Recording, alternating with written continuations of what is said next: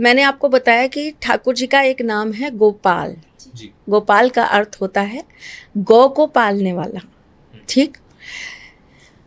गाय के उपले बनते हैं, कंडे गाय के गोबर को थाप के उपले बनाए जाते हैं। अलग अलग लोगों का अलग अलग इसको नाम देते हैं लोग। एक छोटा सा गाय का उपला हमें जन्माष्टमी पर चाहिए। ठीक है। संध्या काल से आप इसको जलाकर रख दीजिए और रात्रि तक ये बिल्कुल राख भस्म जिसे कहते हैं बन जाएगा। ठीक। जब रात्रि में श्री कृष्ण जन्माष्टमी की रात्रि में जब लल्ला का जन्म होगा, उस वक्त पे जन्म करा लीजिए, सारी चीज़ें सारी क्रियाएं कर लीजिए, जो पूजन करना है वो सब कर लीजिए, उन्हें अच्छे से झूला झुला लीजिए। उसके बाद में आप कमल गट्टे की एक माला ले लीजिए और उस माला को लेकर आप 108 बार मंत्र का जाप कर लीजिए। अनार की एक कलम ले लीजिए। अनार का पेड़ होता है, उसकी जो लकड़ी होती है उसकी आगे से तीखा करके उसको कलम बना लीजिए, या आपको मार्केट में भी अनार की कलम इजीली अवेलेबल हो जाएगी। अगर अनार की कलम नहीं मिलती है तो आप मोरपंखी ले सकते हैं। आप अनार की कलम ले लीजिए और वापस से जब आपका पूरा 108 मंत्र पूर्ण हो जाता है तो आप वो भस्म का जरा सा तिलक ठाकुर जी को लगाकर अर्पित कर कर, अगर आपके घर में ठाकुर जी नहीं है तो एक फ़ोटो को भी आप लगा सकते हैं।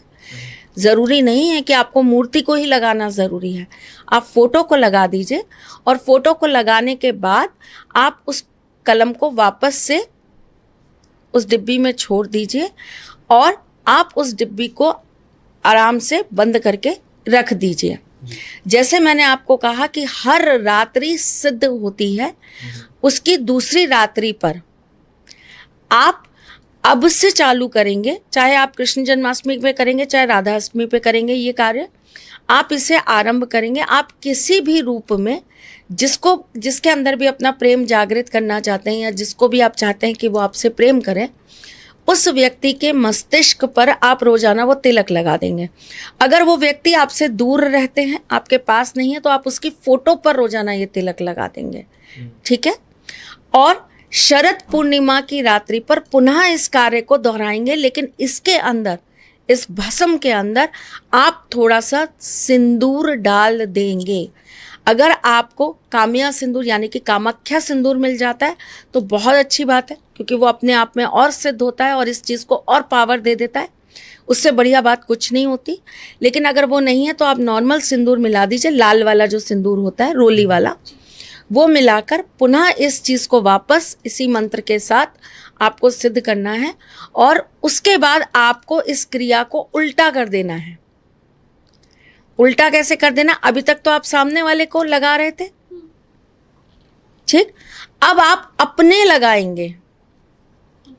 और कब तक लगाएंगे? दिवाली की रात्रि तक। ओके, कंटिन्यूएशन लगाते रहे। ठीक है। और फिर चमत्कार देखेंगे।